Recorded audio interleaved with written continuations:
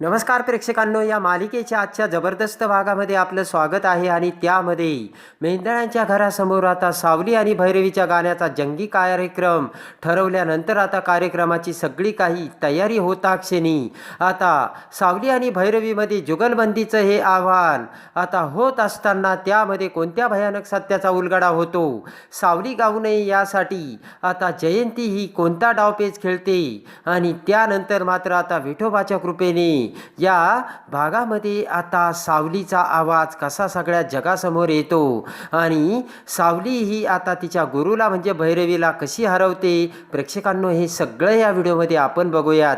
चला तर व्हिडिओला सुरुवात करूयात. त्यामध्ये आता सगळी तयारी झाल्यानंतर आता जगन्नाथ आणि अलका हे सावलीचं गाणं ऐकण्यासाठी येतात आणि सारंग आता त्यांचं वेलकम करतो. तर अलका म्हणते की सावली आणि तिलोत्तमा कुठे दिसत नाही. तेवढ्यात आता सारंग म्हणतो की सावली 5 मिनिटात तिचं आवरायला गेली, येईलच. आणि हे बघा, आई आली. आणि लगेच आता तिलोत्तमा तिथे येताच आता ती जगन्नाथ आणि अलकाकडे बघते. तेव्हा आता तिलोत्तमा त्यांच्याकडे बघत म्हणते की तुम्ही इथे कसे, तुमचं येणं तर अपेक्षित नव्हतं ना. आता जगन्नाथ म्हणतो की अपेक्षित गोष्टी करण्यामागे आता आम्ही पटाईत झालो आहोत आणि त्या करण्यासाठी आम्हाला आनंद देखील मिळतोय. हसतच आता जगन्नाथ म्हणतो की माझी मुलगी गाणार आहे तेव्हा मला तर तिचं कौतुक असणारच आहे ना. तर चंद्रकांतराव म्हणतात, बरं झालं जगन्नाथजी तुम्ही आलात. आणि चंद्रकांतराव आता जगन्नाथजीचं स्वागत करतो. आणि तेवढ्यात आता सुमंत तिथे येतो. सुमंतला बघता क्षणी आता तिलोत्तमा म्हणते की तुम्ही एकटेच आलात ना. तर आता सुमंत म्हणतो, हो सध्या तरी मी एकटेच आलेलो आहे, पण इथे कार्यक्रमासाठी मी आलो तर तुम्हाला चालेल ना, आणि कार्यक्रमाला एंट्री फी तर नाही ना. हसतच चंद्रकांतराव म्हणतात, अहो घरचाच कार्यक्रम आहे आपला, असं का बोलताय तुम्ही. आणि हसतच चंद्रकांतराव म्हणतात, तशी ही तुमचीच बायको गाणार आहे. ते ऐकताच आता सुमंत म्हणतो की हे बघा, तुम्हाला खरं सांगू का, मी आज फक्त सावलीचं गाणं ऐकायला आलोय. तर ते ऐकताच आता सारंग सुमंतकडे बघतो. आता सुमंत म्हणतो की मला खात्री आहे की सावली नक्कीच भैरवीला हरवील आणि तशी मी तारासोबत पैज लावली. हसतच चंद्रकांतराव म्हणतात, आमची सुद्धा पैज लागली आहे बरं का. ते ऐकताच आता सोहम म्हणतो की पण डॅड, कोण कोणाच्या बाजूने आहे हे कसं कळणार. जगन्नाथ हसतच म्हणतो की अगदी सोपं आहे रे सोहम, तुझी आई ना भैरवी जिंकण्यासाठीच पैसे लावणार, कारण ती जिंकावी असे तुझ्या आईला वाटत असणार. आणि तुझे बाबा ना सोहम सावलीवरती सावली जिंकायला पैसे लावणार. तर आता सारंग बबलू हसू लागतात. आता इकडे सावली ही मेकअप रूममध्ये मेकअप करत असताना जयंती ही सावलीचा मेकअप करत असते. आणि मेकअप करताना जयंती तिच्या आता हातातली बॅग इकडे तिकडे एकदमच जीव लावून ठेवण्याचा प्रयत्न करत असते आणि सांभाळत असते. सावली म्हणते की अहो वहिनी, असं काय करताय, काय आहे तुमच्या त्या पर्समध्ये, एवढं का तिला हातात धरू धरू मिरवताय, ठेवा की, कुणी काही चोरणार आहे का, एका बाजूला ठेवा. जयंती म्हणते की तसं नाही ग सावली, अगं माझ्या गरिबाच्या पर्समध्ये काय असणार आहे. आणि मागे एकदा मी मैत्रिणीसोबत शॉपिंगला गेले होते ना, तेव्हा मी पर्स विसरून आले होते, त्यापासून ना मी पर्स कुठे ठेवतच नाही, असे आता जयंती सांगते. पर्स मधनं खरंच खूप बरं झालं की तुम्ही आलात, है ना. कारण जेव्हा मला कळलं ना की आई बाबा दादा अप्पू घरात कोणीच येणार नाहीये, तेव्हा माझं मन खट्टू झालं होतं. आता इकडे सावली म्हणते की बरं झालं तुम्ही आलात, आपल्या घरातील आई बाबा कोणीच येणार नाही हे कळल्यानंतर मला खूप वाईट वाटलं होतं. जयंती म्हणते मी आले ना सावली, आणि जर मी आले नसते तर तुझ्या गाण्याची कुणी काळजी घेतली असती सावली. सावली म्हणते की म्हणजे. तर आता जयंती म्हणते चहा पाणी जर तुला लागलं तर मीच देणार ना, त्याची काळजी म्हणते मी. आता इकडे सावली ही तिचा मेकअप करून बाहेर येते. तर मीडियावाले सावलीसमोर येऊन आता प्रश्न विचारतात की हे बघा सावली मॅडम, आजचा तुमचा गाण्याचा पहिला कार्यक्रम आहे आणि त्यामध्ये जर तुम्ही हरलात तर तुम्हाला तुमचं गाणं कायमचं सोडून द्यावं लागणार आहे, याची तुम्हाला भीती वाटत नाही आहे का. तर आता सावली म्हणते की भीती कशाला वाटायला पाहिजे, आजचा गाण्याचा कार्यक्रम म्हणजे फक्त जुगलबंदी नाही, तर माझी ती गाण्याची एक साधना असल्याची सावली सांगते.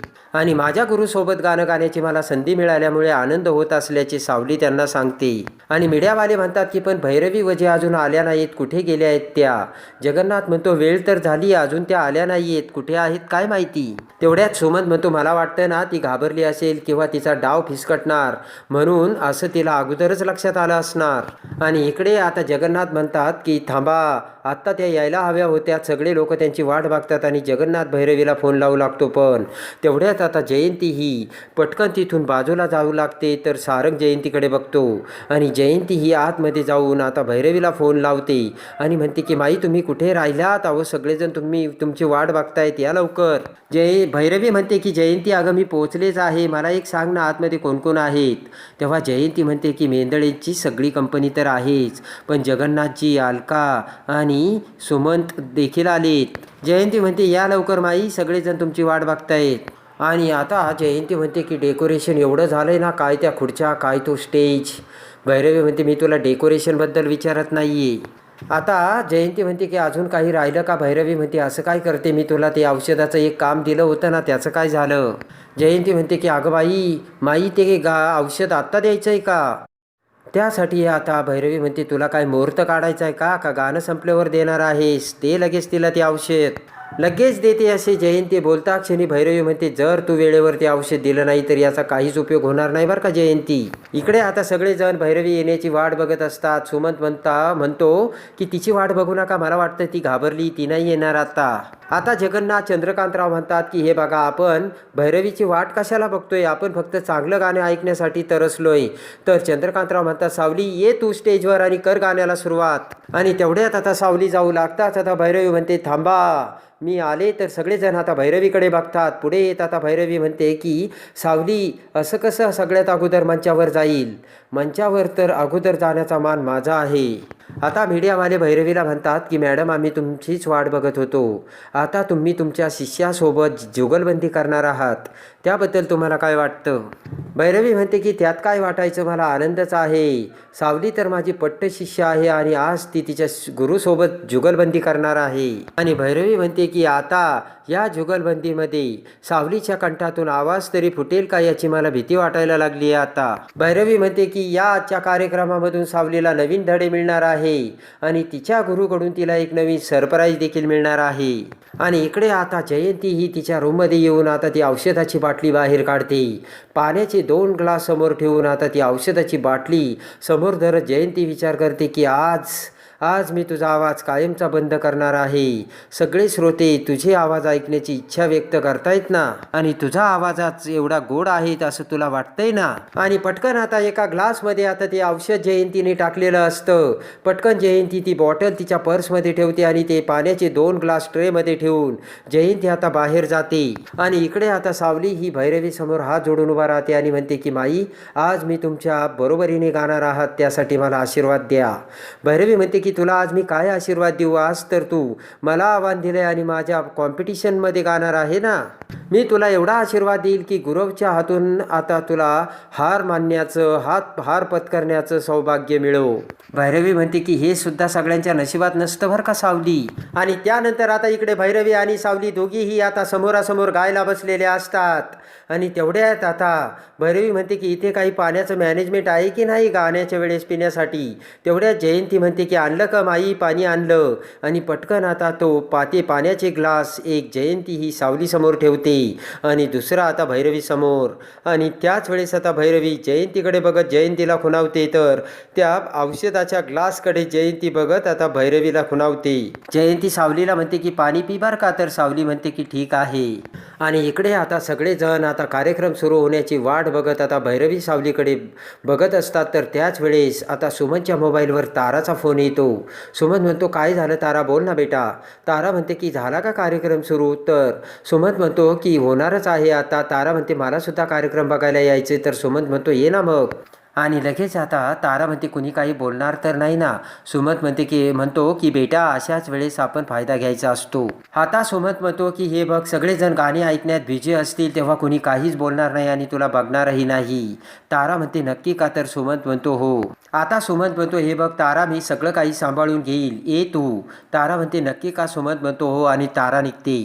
इकडे आता भैरवी आता लगेचच अनाउन्समेंट करते की हे बघा आजच्या मैफिलीला सुरुवात करण्या अगोदर.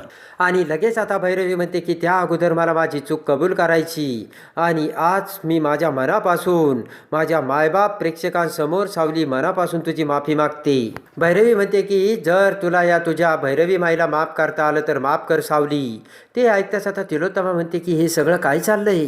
भैरवी म्हणते की मी हे सगळं माझ्या मायलेकीसाठी एक आई म्हणून माझ्या मुलीसाठी माझी काही स्वप्न होती. भैरवी म्हणते की वजे घराण्याचा वारसा चालवण्याची जबाबदारी माझ्याकडे होती आणि त्यासाठी माझ्या मुलीकडे माझ्या मुलीच्या गळ्यात मी हा आवाज उतरवण्याचा भरपूर प्रयत्न केला. भैरवी म्हणते की ज्या वेळेस मला सत्य कळालं आणि माझी सगळ्यात मोठी जी इच्छा होती ती माझी लेक मोठी गायक व्हावी, त्याच वेळेस मला सावलीसारखा हिरा सापडला.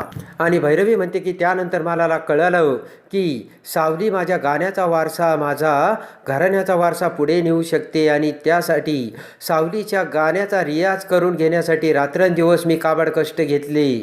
आणि आज या सावलीचे सूर ही त्याची साक्ष देत असल्याचे आता भैरवी बोलते. आणि साक्षात सावलीच्या गळ्यात मीच सूर भरले आणि त्यासाठी मी सावलीचा एवढा ट्रेन बनवला अशी आता भैरवी बोलते.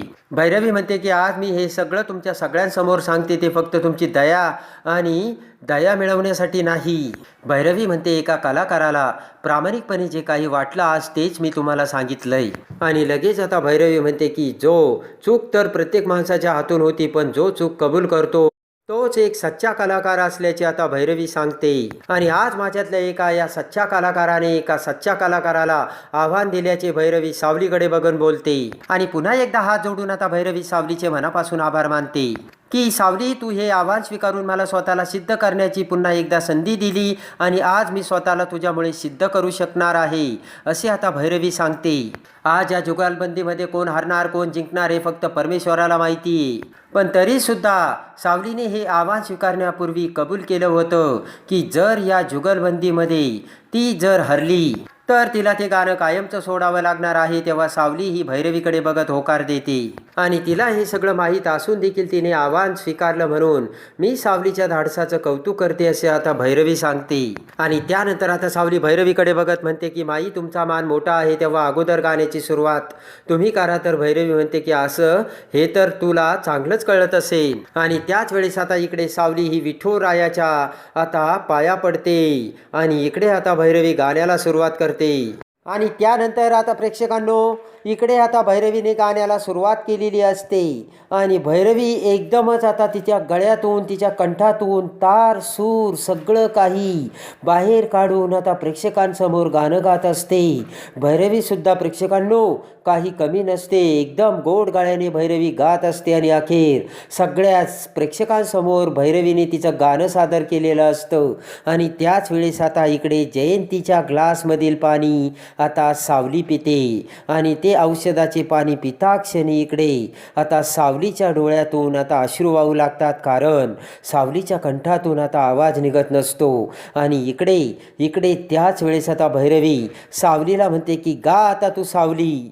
पण आता सावली गात नाही हे बघून आता सारंग सगळेजण डचकतात आणि पटकन आता सावली गात नाही हे बघता क्षणी आता इकडे सारंग उठून उभा राहतो. आणि त्यानंतर आता भैरवी सावलीकडे बघत म्हणते की सावली अगं काय झालं, तुला सूर सापडत नाहीये का? एक कायम लक्षात ठेव, गुरु हा नेहमी शिष्यापेक्षा एक पाऊल पुढे असतो. आणि आता त्याच वेळेस आता सारंग पुढे येत आता सावलीला म्हणतो की सावली काही जरी झालं तरी आज तुला गायलाच हवं. पुन्हा एकदा आता सावलीला सत्याची जाणीव करून देत सारंग म्हणतो की सावली काही जरी झालं तरी तुला आज गावंच लागणार आहे, नाही तर तुला कायमचं आयुष्यभरासाठी गाणं सोडून द्यावं लागेल. तर सावलीच्या डोळ्यातून अश्रूंच्या धारा वाहत असतात आणि डोळे घट्ट मिटून विठुरायाचे स्मरण करतात. आता विठोबाच्या कृपेने सावलीच्या कंठातून आवाज फुटून अख्ख्या जगासमोर आता सावली ही तिच्या गोड गाळ्यातून सूर उमटवत आता सगळ्या जगाला तिच्या गाण्याचा नजारा कसा दाखवते.